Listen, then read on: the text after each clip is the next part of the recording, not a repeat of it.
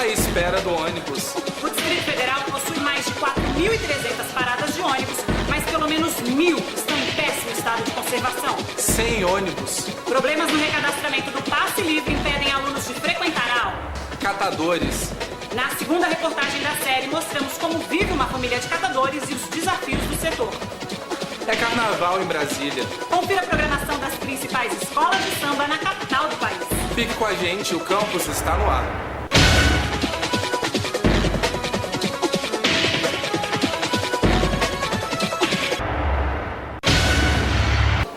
Olá, começa agora mais uma edição do Campus.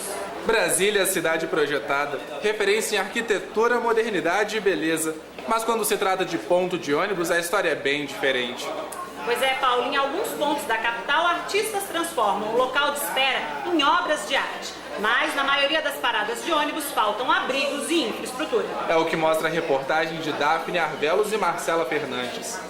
Uma iniciativa de arquitetos de Brasília ajuda a tornar a espera pelo ônibus mais agradável.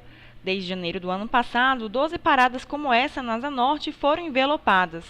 Um dos arquitetos responsáveis, Bruno Bernardes, explica que com uma ideia na cabeça, algumas folhas de papel e um pouco de cola, em menos de uma hora, um ponto de ônibus comum vira uma obra de arte. Essa ideia não é ter uma presença perene nas paradas de ônibus. A gente quer realmente colar uma coisa e que as pessoas se apropriem desse movimento mesmo, colhem por cima ou tirem, coloquem outras coisas. Bom, o objetivo maior é ocupar a cidade, é ter uma presença numa cidade. A cidade é um pouco abandonada.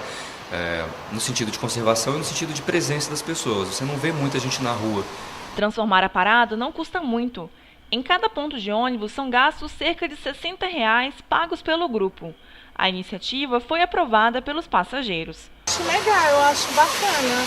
É uma iniciativa boa, as paradas ficam bonitas, cheia de cultura. As paradas envelopadas são exceção. Nos 4.300 abrigos do Distrito Federal, é fácil encontrar estruturas precárias, mal localizadas, sem recursos de acessibilidade para portadores de deficiência locomotora. Dificuldades diárias para 1 milhão de passageiros que dependem do transporte público no Distrito Federal. Fica num ponto meio ruim para pegar ônibus, porque assim, já dá até para perceber que não tem nenhum modo de chegar, porque se você vai tentar chegar aqui, chega com o pé todo sujo, não tem nem como. O DFTrans promete reformar 800 pontos de ônibus até o ano que vem.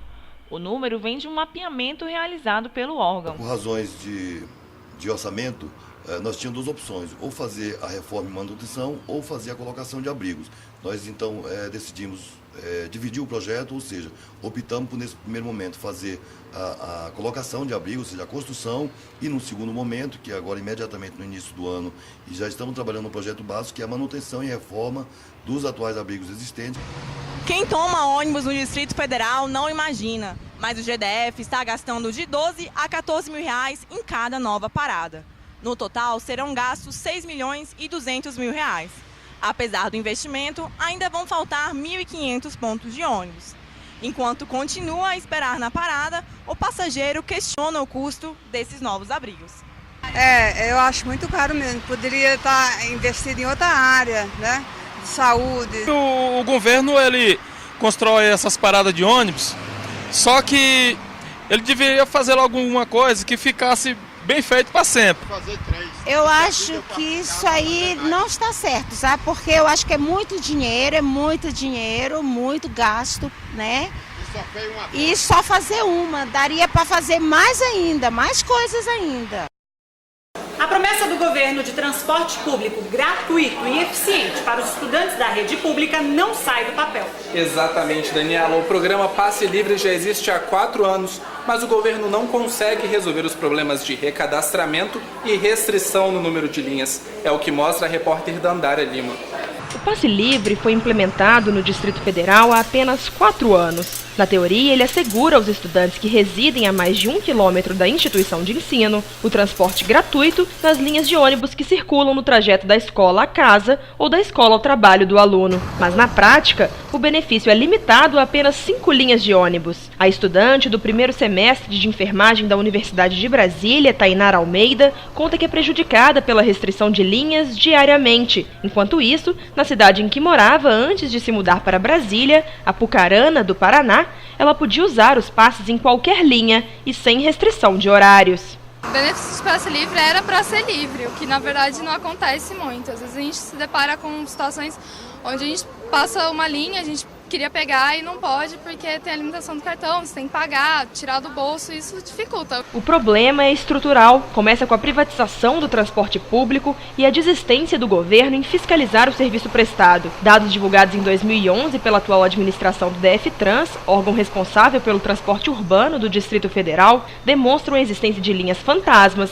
e monopólio dos trechos mais lucrativos. A situação só vai melhorar quando o transporte público passar a ser encarado como uma prioridade pelo governo, diz o professor Joaquim Aragão, especialista em engenharia de trânsito. No final da década de 80, principalmente com a introdução dos governadores eleitos, eles praticamente abandonaram o transporte coletivo, se interessando muito por obras, né? Metrô, agora BRT, etc. e tal, mas o serviço em si ficou largado. Existem pessoas que trabalham sério no governo, trabalham sério nos órgãos, mas não vê realmente um apoio político por trás deles. O resultado é um sistema de distribuição de linhas descontrolado, que também interfere na praticidade do benefício do passe livre. Luciano Souza é motorista e houve reclamações de estudantes sobre a quantidade de ramificações das linhas. Ele explica que a diferença entre os trechos é pequena. Eu trabalho executando a linha 104.1 e a 104.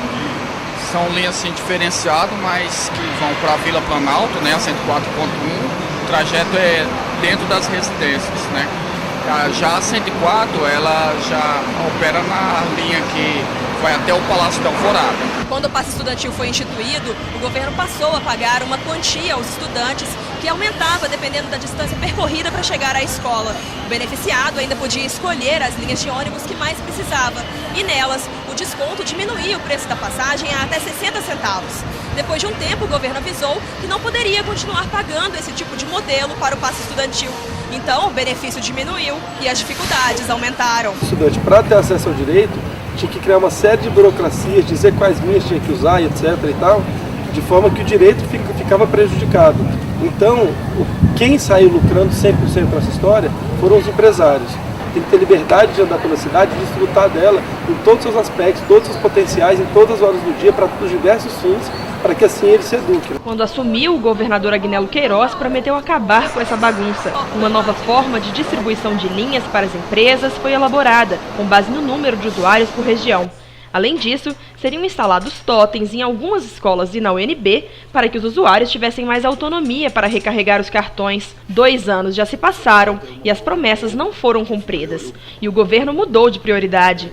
O diretor técnico do DF-Trans, Lúcio Lima, afirma que a unificação das linhas e a liberação de um maior número de ônibus para o passe estudantil é assunto que ficou para um segundo plano. Deu uma parada em função de outras demandas que apareceram de último momento, mas nós não abandonamos essa ideia e certamente queremos ainda esse ano implantar a recarga embarcada para evitar que o estudante tenha que se deslocar para o posto de recarga, evitando assim perca de tempo.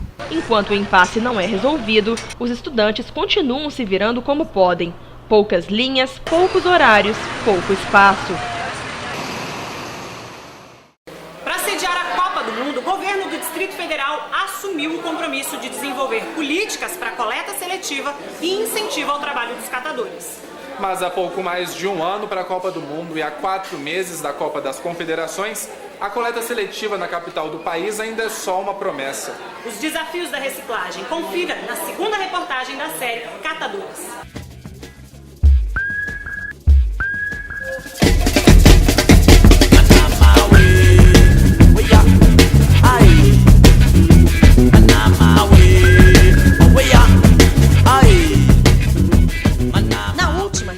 reportagem, nossa equipe flagrou a falta de condições adequadas de trabalho de Francisco Lobato, catador na Universidade de Brasília. Agora, viemos até sua casa para mostrar como vive essa família de catadores. O que a gente ganha por mês é a base de R$300. Juntando tudo? Juntando tudo. Então, a gente tira a passagem. Tirando a passagem, os gastos da gente, vai sobrar, eu até faço as contas de vez em quando, o que sobra pra gente é de R$80 por aí. Com isso tem que pagar água, pagar luz e não dá, muito pouco. O que a senhora arruma de lanche para os netos quando eles vêm passar o dia aqui? É só o leite que ela bebe, só o leite mesmo que eles bebem, porque não tem. Leite já faltou também? Já faltou leite. Muitas vezes eu ficava aqui, eu falava para minha menina, nossa, mas nós não tem R$1 para comprar um pão, né? R$1 que é baratinho, né? O pão também não é tão barato, mas também não é tão caro, né? Mas não tem R$1 para comprar o pão. Tem agora acho que uns 3, 4 meses que nós estávamos sem nada dentro de casa para comer, não tinha nada. Eu abri as latas aqui, não tinha nada, geladeira não tinha nem tem nada. Não tá bom ainda, né? Ainda não tá bom, porque assim. Aguarda lá, vai, leva lá. Quantas pessoas a senhora sustenta com essa comida que a senhora tem hoje? Quantas pessoas vão almoçar aqui hoje? Hoje vão almoçar 6.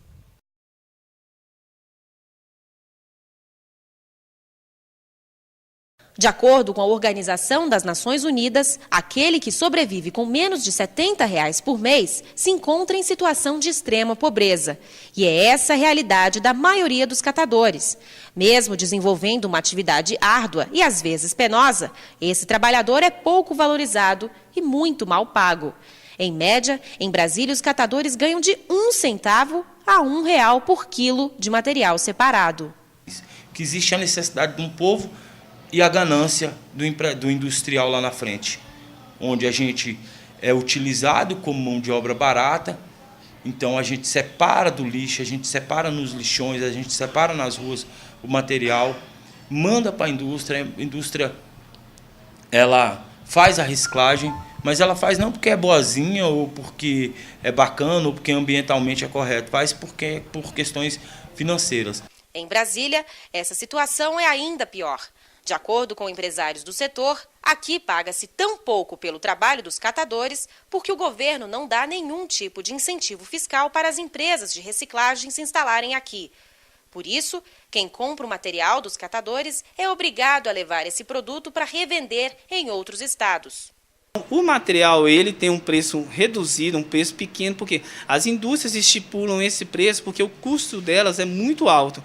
E a gente também, como empresa, todo o material que vem para cá, além dele ser tributado, para a gente mandar externamente para São Paulo, para Rio, para qualquer indústria, a gente paga 12% de ICMS. Hoje a gente manda para mais de 20 estados do Brasil. A gente manda para São Paulo, Rio, Belém, Curitiba, Minas.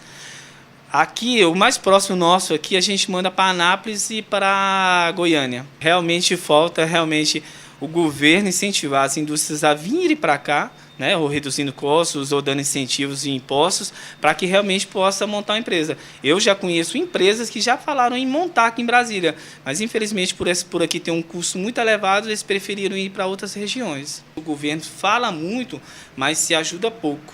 Né? A gente vê falar que ele ajuda, que faz isso, que tem toda uma propaganda na reciclagem, mas infelizmente uma empresa igual essa, que vocês estão vendo, a gente não tem incentivo nenhum por parte de redução de impostos e nada. A Lei Federal 12.305 de 2010 obriga os estados e municípios a desenvolver políticas para a correta destinação do lixo e reciclagem dos resíduos sólidos.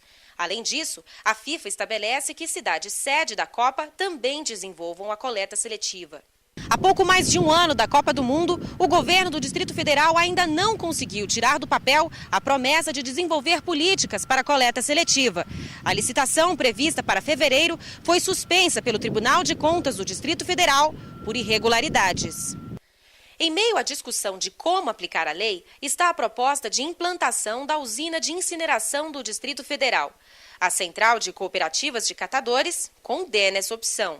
A implantação de uma usina de incineração, com a desculpa de produzir energia elétrica, ela quebra toda a cadeia dos recicláveis. A partir do momento que você tira petróleo da natureza, gasta energia elétrica para transformar esse petróleo em um polímero plástico, na realidade esse polímero plástico se torna um produto nobre. Se você queima esse produto nobre para produzir energia elétrica, você tem que consumir mais petróleo, você tem que consumir mais energia elétrica, e você quebra a cadeia, você quebra o ciclo da reciclagem. As usinas de incineração, quando vieram e encontraram no Movimento Nacional de Catadores a maior dificuldade de se implantar no país, eles nos ofereceram, ó, nós compramos o material de vocês para queimar, e a gente não aceitou.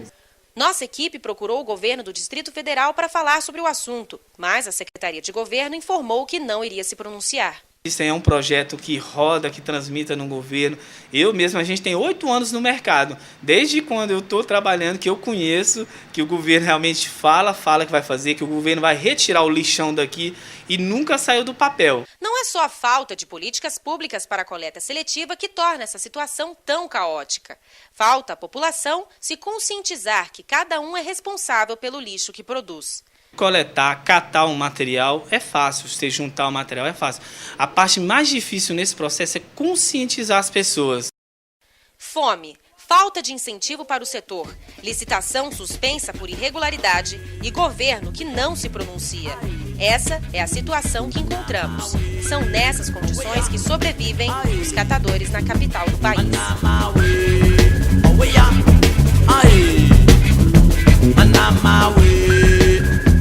E Brasília começou o ano de 2013 no clima de carnaval. Os desfiles dos blocos de rua e os ensaios das escolas de samba agitaram o mês de janeiro. Pois é, Paulo, mas nem tudo é festa. Com orçamento apertado, as escolas estão tendo dificuldades para preparar os desfiles. A repórter Nayara Machado esteve em algumas escolas de samba e traz as informações pra gente. Samba, frevo, plumas, paetês e gente animada. Este é o cenário que marca os preparativos para o Carnaval de Brasília.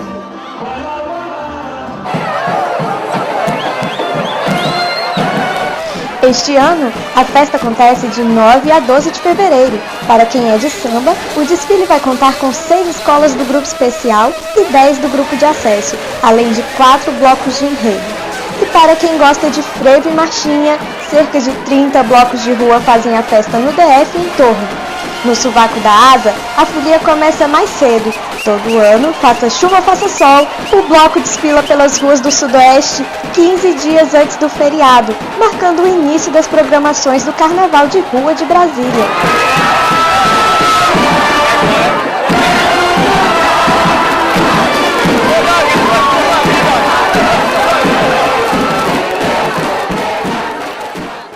Mas nem tudo são serpentinas. Para as escolas de samba, a dependência de recursos do governo do DF é um problema. Demora a sair e o dinheiro não é suficiente. Porque o dinheiro sai muito em cima. Então o povo de Brasília tem muita vontade de botar um carnaval sério na avenida. Mas é complicado, não é nada fácil. Com o dinheiro saindo há 20 e poucos dias do carnaval, é complicado de colocar o carnaval na rua. Não vamos comparar Brasília com Rio, mas aqui pelo menos nós teríamos que ter 2 ou 3 meses, seria o ideal, para que nós consigamos justamente fazer a fantasia bem acabada. Para o carnaval deste ano, o GDF liberou os recursos em 3 parcelas. A primeira, em dezembro, equivalente a 37% do total. A segunda, correspondendo a um pouco mais da metade do valor, em janeiro. E os 10% restantes serão pagos depois do carnaval, num total de 5,5 milhões dividido entre as escolas. Complicado, tá? Porque para o carnaval que a Asa Norte vai colocar na avenida, o investimento, a nossa proposta de carnaval não dá. Buscar parceiros, novos parceiros, porque só com o dinheiro do governo não tem como fazer carnaval. Com poucos recursos, o jeito é unir criatividade e dedicação de quem quer fazer bonito na passarela. Na Aruc, uma das mais tradicionais escolas de samba do DF, as fantasias e alegorias foram feitas por voluntários, para que o dinheiro economizado na mão de obra pudesse se transformar em material. Ao todo, 1.200 fantasias e 3 carros alegóricos vão falar sobre o amor no dia do desfile. Para o vice-presidente da ARUC, a solução para alavancar o investimento no carnaval seria o incentivo fiscal para as empresas que patrocinassem as escolas de samba. Hoje as escolas de samba, os blocos de rua, são dependentes do recurso financeiro do governo e isso às vezes torna o carnaval inviável, não só em Brasília como em qualquer outro lugar. Não é isso que as entidades querem, eu acho que as entidades querem a independência e a independência só vem através do incentivo fiscal que as empresas privadas possam ter, que possam jogar isso no carnaval e com isso o Carnaval de Brasília vai crescer muito mais do que tem crescido. O desfile das escolas de samba do DF saiu do Celambódromo e vai acontecer nos dias 10, 11 e 12 entre o Estádio Nacional Mané Garrincha e o Palácio do Buriti, no espaço que recebeu o nome de Passarela da Alegria. Os blocos de enredo iniciam as apresentações no dia 10, seguidos pelas escolas do grupo de acesso. A festa termina no dia 12, com as 6 escolas do grupo especial. A programação do Carnaval de Rua dos blocos tradicionais começa dia 9, com o Galinho de Brasília, na 203 Sul, e o Mamãe Taguá, na Praça do DI, em Taguatinga. E no dia 10 tem Pacotão, saindo da 302 Norte, rumo a 504 Sul. Dias 10 e 12 também vão ser os dias da Baratona e dos Raparigueiros, que se concentram no Eixão, na altura das quadras 106 e 206 Sul, a partir das 5 da tarde. Para quem vai passar o feriado em Brasília, fica o convite.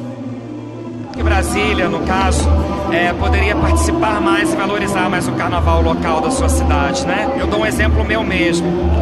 Hoje eu também saio no Rio de Janeiro, gosto muito do Rio de Janeiro, mas eu vou lá, destilo a minha beija-flor e volto no outro dia para Brasília. Quer dizer, valorizando mesmo o carnaval local. As fantasias estão maravilhosas, uma coisa que Brasília ainda não viu. Então quem quiser conferir, pode vir com a gente. Será muito bem-vindo e muito bem recebido em nossa casa. Se uma pessoa for tocada na avenida, a gente está feliz. Essa edição do Campus fica por aqui. Você pode ver o nosso jornal na página da Faculdade de Comunicação da UNB, fac.unb.br ou no youtube.com/conclique. Até a próxima. Obrigada. Tchau.